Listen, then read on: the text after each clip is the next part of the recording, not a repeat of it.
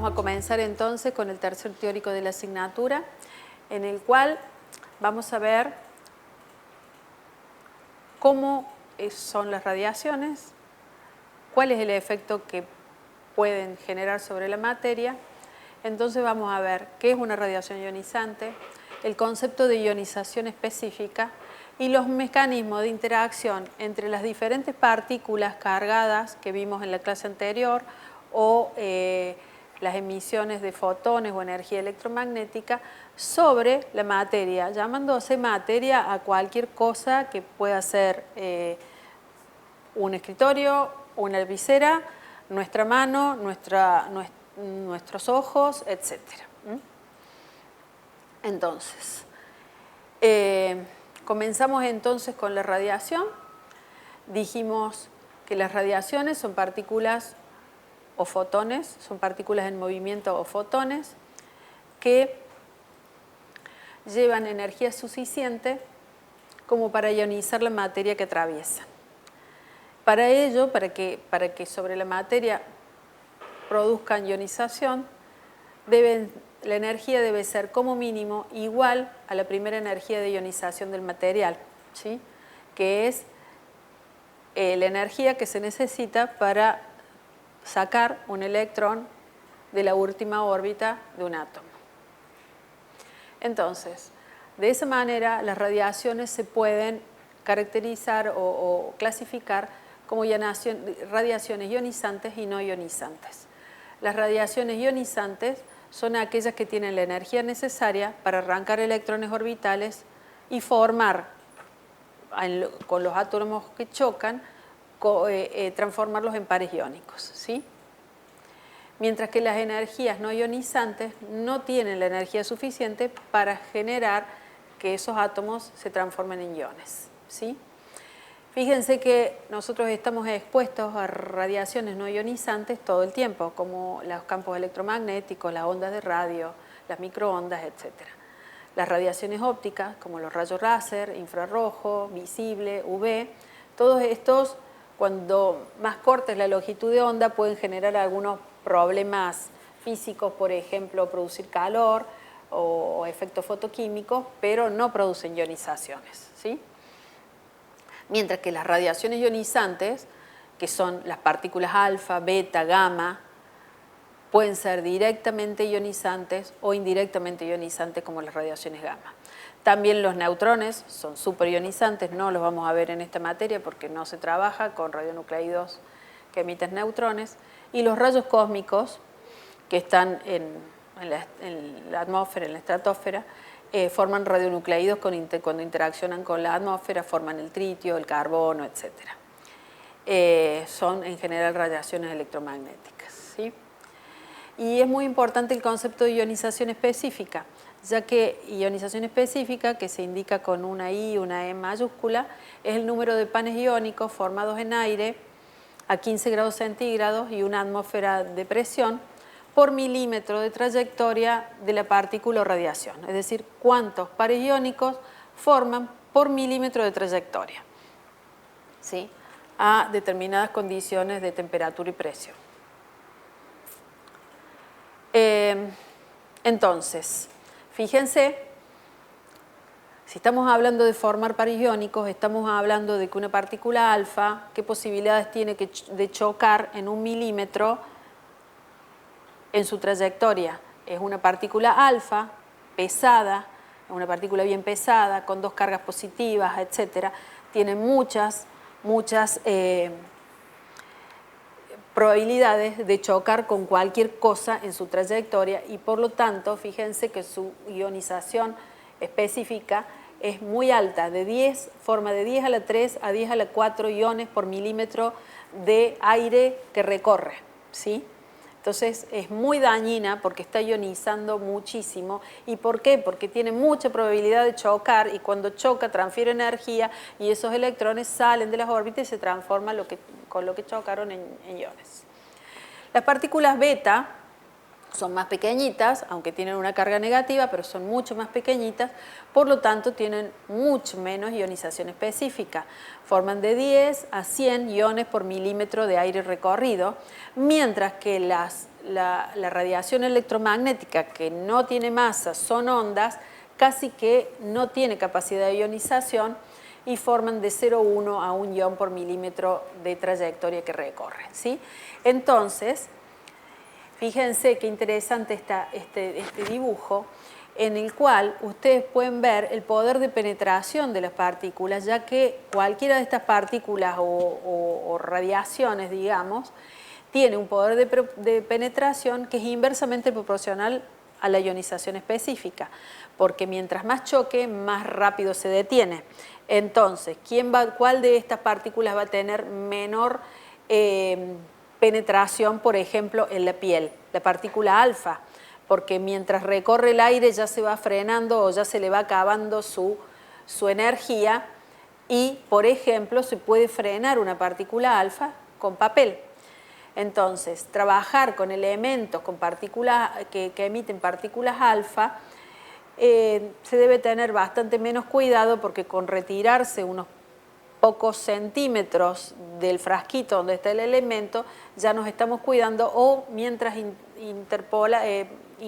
poner un papel entre el frasquito y nosotros ya la estamos frenando, ¿cierto? Sin embargo, no trabajamos con partículas alfa.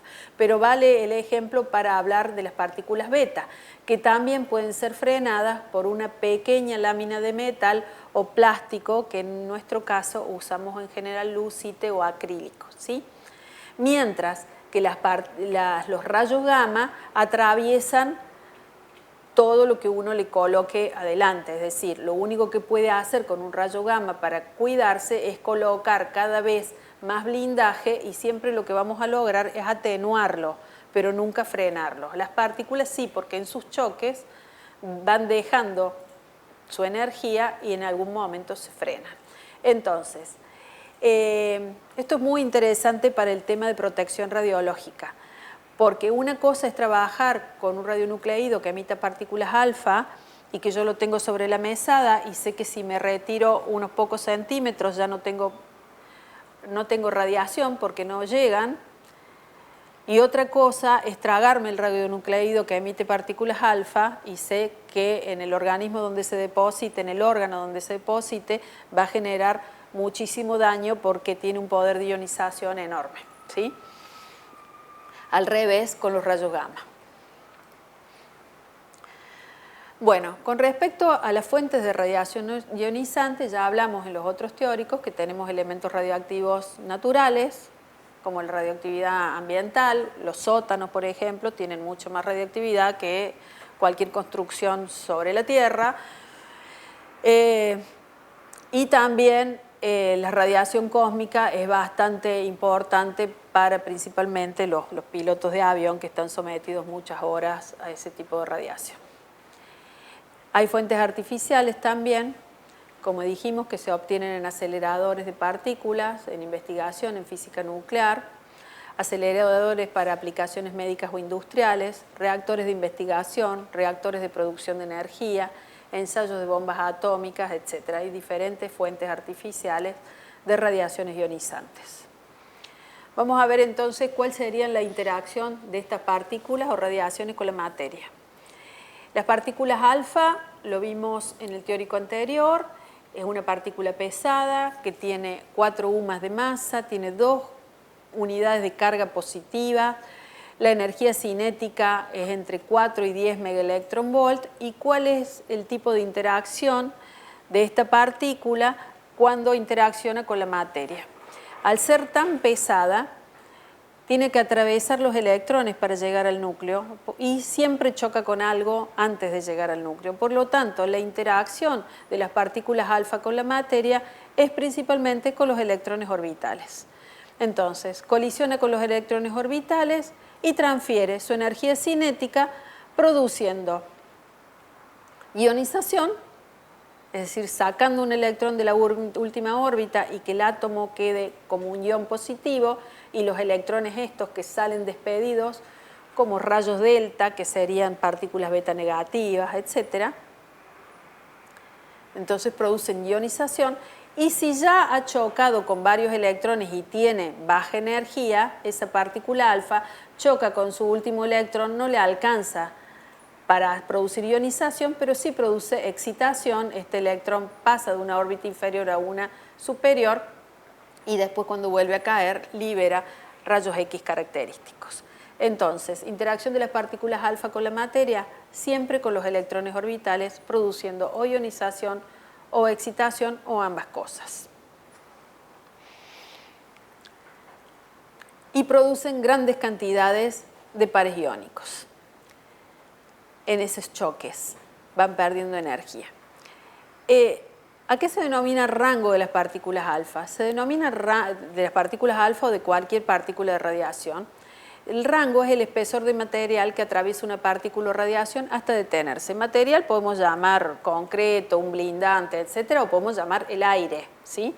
Por ejemplo, ¿y eso qué depende? De la energía inicial de la partícula y de la densidad electrónica del material que atraviesa, porque como vimos que chocaban con los electrones, cuanto más densidad electrónica, más rápido la partícula se va a frenar. Entonces, por ejemplo, tenemos distancia entre la fuente y el detector y tenemos el número de partículas alfa como va disminuyendo a la distancia a encontrarse con el detector. Y el rango de las partículas alfa es proporcional en energía. Cuanto más energía tiene la partícula alfa, más es la distancia que recorre, porque necesita tener más choques hasta detenerse, ¿sí? Si sabemos la naturaleza de las partículas alfa, es muy fácil entonces deducir cuál es la interacción que tiene con la materia. Fíjense cómo depende de la energía. Una partícula alfa que tiene una energía de 1 megaelectronvolt recorre en aire 0,5 centímetros, mientras que en tejidos recorre 0,0007 centímetros. ¿Por qué? Porque el tejido tiene mucha más densidad electrónica que el aire. Una partícula alfa con 5 megaelectronvolts recorre 3 centímetros y medio en aire y recorre 0,0044 centímetros en un tejido. Pero en general, las partículas alfa, al ser tan pesadas, tienen rango corto en casi todos los materiales. Con las partículas beta negativas, tenemos otro tipo de cuestiones. Repasamos que las partículas beta negativas son esencialmente electrones, tienen la masa de un electrón, la carga de un electrón, la velocidad de las partículas beta negativas es la velocidad de la luz aproximadamente. Entonces, cuando interaccionan con la materia, pueden colisionar con electrones orbitales y transferirles su energía, si justo chocan con un electrón orbital, pero también pueden pasar de largo sin chocar con ningún electrón orbital y ir directamente a interaccionar con el núcleo. Si colisionan con los electrones orbitales, lo mismo que vimos recién para partículas alfa positivas, pueden producir ionización, si liberan determinada energía que permiten que ese electrón salga despedido y el átomo quede como un ion, o pueden solamente excitarlos. Mientras que la interacción con el núcleo se llama radiación de frenamiento o Bremsstrahlung. Ya lo vamos a ver. El rango de las partículas beta también depende de la cantidad de energía que lleven esas partículas, pero pueden atravesar más material que las alfa, ya que no pierden la energía tan rápido porque no chocan tanto, ¿sí? Entonces, por ejemplo, una partícula beta negativa de 1 megaelectronvolt recorre 300 centímetros en aire y 0,34 en tejido, ¿sí? Esto implica que tenemos que poner un blindaje entre nosotros y esa partícula beta negativa que está emitiendo la sustancia con que yo estoy trabajando, ¿sí? Bueno, vamos a ver qué es la radiación de frenamiento o Bremsstrahlung. Nosotros tenemos una partícula beta negativa que se acerca al núcleo, el núcleo está cargado en forma positiva y de alguna manera esa partícula cambia su trayectoria antes de chocar con el núcleo por la repulsión o atracción que tiene con el núcleo. En este caso atracción porque uno es negativa y otro es positiva. Ese cambio de dirección implica una liberación de energía, porque cuando uno va por una autopista y de alguna manera tiene que doblar, cuando uno dobla pierde energía cinética y de alguna manera tiene que explicarse a dónde va esa energía que se pierde, y es que se pierde con una energía electromagnética. Vamos a verlo un poquito mejor en las partículas beta positivas. Las partículas beta positivas, dijimos que son antielectrones, tienen una masa como la del electrón, pero tienen una carga positiva, viajan a la velocidad de la luz y tienen tres tipos de interacción.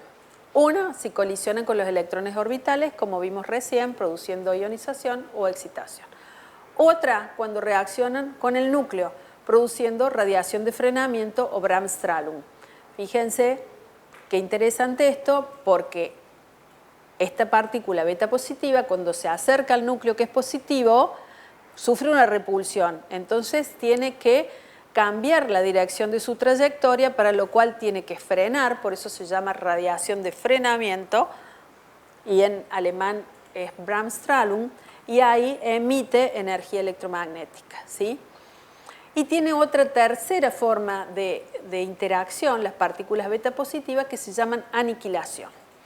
La aniquilación ocurre cuando esa partícula beta positiva, que ya chocó con electrones, que ya estuvo cerca del núcleo, pero que sigue andando porque todavía tiene energía cinética, pero ya perdió casi todo, cuando ha perdido toda su energía cinética, interaccionando con el núcleo o con electrones orbitales, las masas de un electrón y de la beta positiva se transforman en energía. Y a eso se llama aniquilación. Entonces, este electrón que ya quedó con poquita energía, se junta con un electrón, esta positrón o beta positiva, se junta con un electrón, se juntan y desaparecen los dos. Y en su lugar aparecen dos fotones. Cada uno tiene 511 kiloelectronvolt y además se dirigen opuestamente con un ángulo de 180 grados.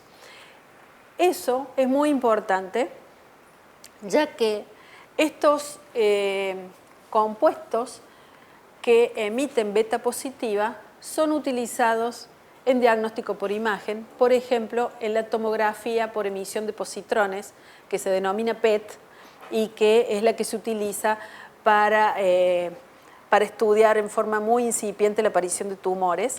Se marca un tipo de glucosa con estos radionucleidos que emiten positrones. El tumor, aunque sea muy chiquitito, muy poquitas células formando parte del tumor, captan esa glucosa y el equipo puede determinar la ubicación del tumor teniendo en cuenta la integración de estos dos fotones de aniquilación que tienen un ángulo, como les expliqué, de 180 grados. ¿Sí? Entonces, este PET se llama tomografía por emisión de positrones y usa para evaluar y ver dónde está la imagen y el tamaño de la imagen, la característica de estos, dos fotones de aniquilación que se forman y que se dirigen a ángulos con un ángulo de 180 grados en direcciones diferentes. Entonces acá les voy a dejar algunas cosas para que si quieren leer, estudiar sobre estos estudios de diagnóstico por imágenes. En general uno escucha siempre que le van a hacer a una persona o no. Bueno, estaría bueno que ustedes conozcan cuál es el fundamento de la utilización de esta técnica, ¿sí? Entonces ahí están las aplicaciones del PET en diferentes cosas, en detección de tumores, en cardiología, etc. Bueno, y como último vamos a ver la interacción de los fotones con la materia. Entonces uno dice los fotones no tienen masa, casi que no tienen masa, casi que atraviesan todo lo que se encuentran. ¿Cuál es su interacción con la materia? Los fotones, como vimos en la clase anterior, pueden venir del núcleo, que los llamamos rayos gamma, o pueden venir, también se llaman gamma los fotones de aniquilación, aunque se generan fuera del núcleo. Y los fotones X se generan fuera del núcleo por movimientos de electrones, los llamamos rayos X característicos, o en esos radiación de frenamiento se llaman Bremsstrahlung. En todas estas condiciones se generan fotones de los cuales nos tenemos que cuidar. Los fotones no tienen masa, no tienen carga, viajan a la velocidad de la luz y tienen diferentes cantidades de energía dependiendo de qué elemento los está liberando, ¿sí? ¿Cómo interaccionan los fotones con la materia? Dependiendo de la energía que tiene un fotón. Entonces, en los rangos de energía de los fotones emitidos por nucleidos radiactivos, más o menos 10 kiloelectronvolt a 10 megaelectronvolt, los efectos más frecuentes son el efecto fotoeléctrico, el efecto Compton y la formación de pares. El efecto fotoeléctrico se da en fotones de baja energía cuando interacciona con material de Z alto. El efecto Compton se da con fotones de energía intermedia y la formación de pares se da con fotones de energía alta y material con Z alto. Entonces vamos a ver cómo son esos efectos. El efecto fotoeléctrico es muy simple. El mecanismo es que viene el fotón, se encuentra con la materia, por eso está ejemplificado un átomo. Mucha materia, como dijimos, puede ser el escritorio, como puede ser mi mano, como puede ser mi retina. Entonces viene el fotón con su energía electromagnética, choca con un electrón orbital y ahí le entrega toda su energía. Y ese fotón desaparece. Pero ese electrón se lleva la energía toda como un fotoelectrón. Este fotoelectrón, como ya vimos, es un electrón con energía cinética, es igual que una partícula beta negativo, y acá van a empezar a funcionar todo lo que vimos recién de interacciones con la materia de las partículas beta negativas. Además, como este electrón se fue, todos los demás van cayendo y se forman rayos X característicos. Además, estos rayos X le pueden pegar a un electrón y también salir despedidos electrones Auger. Pero lo importante del efecto fotoeléctrico es que miren todas las cosas de las que nos tenemos que cuidar y el fotón en su primer choque ya no existe más. ¿Sí? La probabilidad de que ocurra efecto fotoeléctrico depende de la energía del fotón incidente y del Z de material atravesado mediante esta fórmula, ¿sí?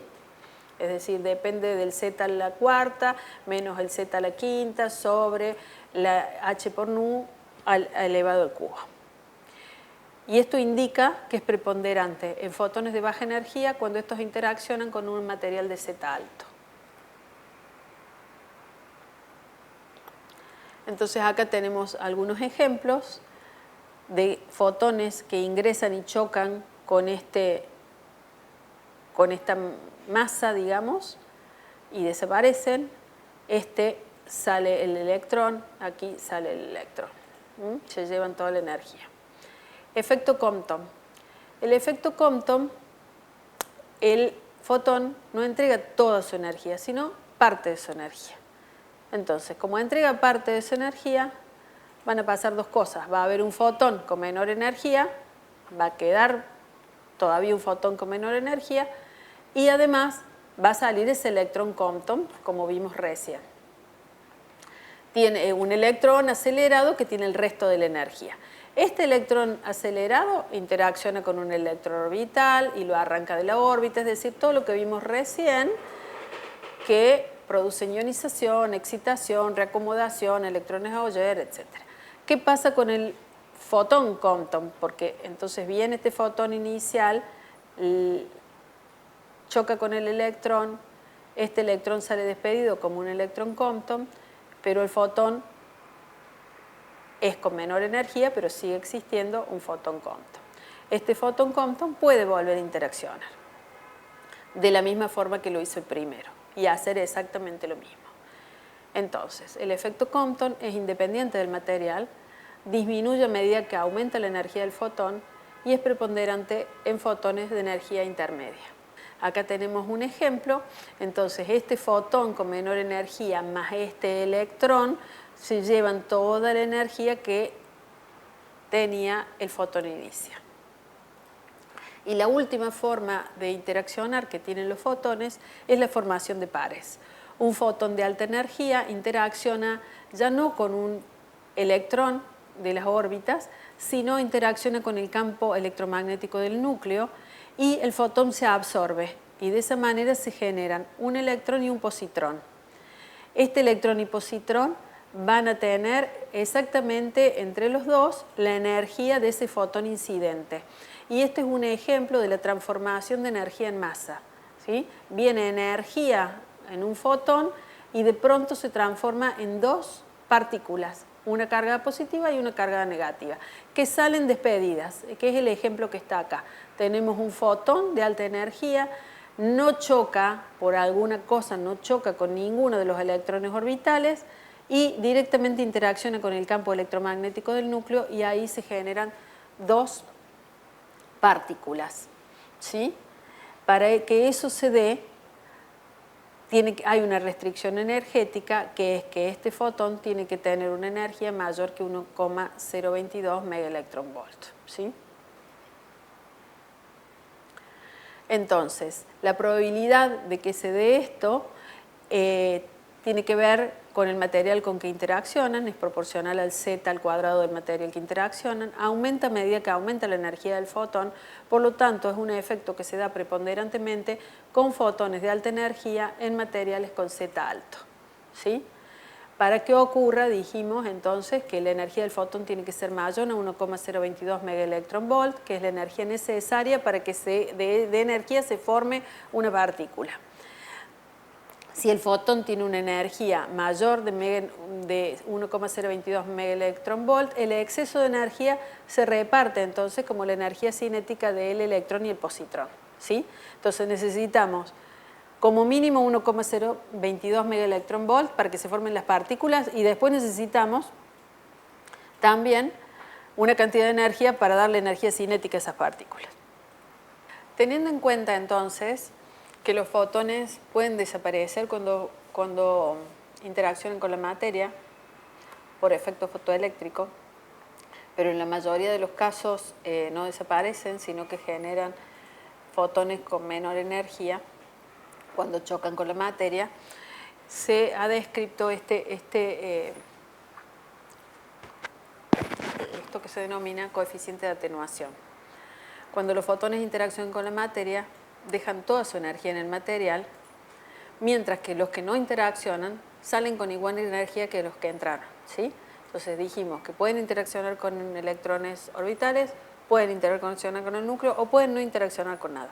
Si interaccionan de alguna manera, a través de electrones Compton, de nuevas interacciones, etc., toda su energía se gasta en el material. Pero hay algunos que atraviesan el material sin haber interaccionado con nada y esos fotones tienen igual energía que cuando ingresaron. Entonces, el haz de fotones no cambia de energía, sino que se denomina a esto atenuación. Salen menos fotones que los que realmente entraron, pero con la misma cantidad de energía. Entonces, la atenuación es la pérdida de intensidad del haz de fotones en función de la distancia recorrida. A medida que atraviesan el material, disminuye el número de fotones por centímetro cuadrado por segundo, pero no cambia su energía, ¿sí? Entonces, la intensidad de un haz de fotones que atravesó un material es igual a la intensidad inicial por E a la menos nu por X, siendo X la distancia recorrida del material y 0 la intensidad incidente y la intensidad de fotones que han atravesado el material, ¿sí? Siendo nu el coeficiente de atenuación que depende del material que están atravesando. Entonces, aquí, por ejemplo, tenemos que uno puede interponer entre un radionucleido que emite fotones y, por ejemplo, nuestra persona, un blindante que permita que tenga un espesor que disminuya un 50% los fotones que pasan a través del blindante, o que dos espesores medios disminuyen un 25% más, o 3 espesores medios la mitad del segundo espesor medio, etc. Entonces podemos conocer la intensidad de radiación gamma a la salida de un espesor de un material si conocemos la intensidad de la fuente y el coeficiente de atenuación lineal del material. Entonces, tenemos acá que podemos calcular el espesor de absorbente que hace falta para disminuir a la mitad el número de fotones que salen del blindante. Por ejemplo, en un espesor medio decimos que salen la mitad, entonces acá entraron 8, salen 4. 2 espesores medios, esos 4 vuelven a entrar en un espesor medio y salen 2. Esos serían 2 espesores medios. Espesor medio es el espesor necesario de un material para reducir a la mitad la intensidad de los fotones incidentes. ¿De qué depende el espesor de ese material? De la energía del fotón incidente y del material que se atraviesa. Por ejemplo, si el material que se atraviesa es plomo, un fotón de 0,6 megaelectronvolt, el espesor medio es 0,5 centímetros, mientras que de aluminio es 3 centímetros. ¿Sí? Si la energía del fotón es de 1 megaelectronvolt, se necesitan 4 centímetros de aluminio y casi 1 centímetro de plomo para reducir a la mitad los fotones que ingresan en ese espesor. Entonces, esto sería un resumen de lo que vimos hoy, la interacción de las partículas o radiaciones con la materia. También las interacciones, además de que aprender esto nos indica cómo cuidarnos de las radiaciones, son los fundamentos de los detectores de las radiaciones, porque si las radiaciones no tuvieran algún efecto sobre la materia, no podríamos haber generado detectores que permitan medir las radiaciones. Entonces, la interacción de las radiaciones con la materia permite medir las radiaciones emitidas y es el fundamento de los detectores. Ya vamos a ver en clases siguientes que muchos detectores se basan en la ionización de átomos por medio de las radiaciones. Entonces mido la cantidad de iones formados y eso me da una idea de qué cantidad de radiación entró, por ejemplo. Entonces, tienen distintos comportamientos cuando atraviesan las materias, tanto las partículas cargadas como las radiaciones X o gamma, que son radiaciones electromagnéticas. Las partículas cargadas pueden disminuir el número de partículas y disminuye la energía de las partículas a medida que van chocando, porque chocan y van dejando parte de su energía y pueden salir de un material blindante partículas con menor energía que las que entraron. Mientras que las radiaciones electromagnéticas se disminuyen en forma exponencial el número de fotones que salen de un material blindante, mientras que los que salen con la misma cantidad de energía que el fotón inicial, ¿sí? Entonces, si yo pongo más espesores medios acá, cualquier partícula la puedo frenar. Entonces puedo tener una protección frente a radiaciones que tienen que ver con partículas. Mientras que cuando estamos hablando de radiaciones electromagnéticas, yo puedo aumentar el número de blindaje y siempre lo que hago es atenuar la radiación y no frenarla. Entonces, bueno, este es el último teórico antes del teórico práctico, así que los esperamos para el teórico práctico con todos estos conceptos estudiados para poder discutir alguna duda que tengan. Muchas gracias. Facultad de Ciencias Químicas.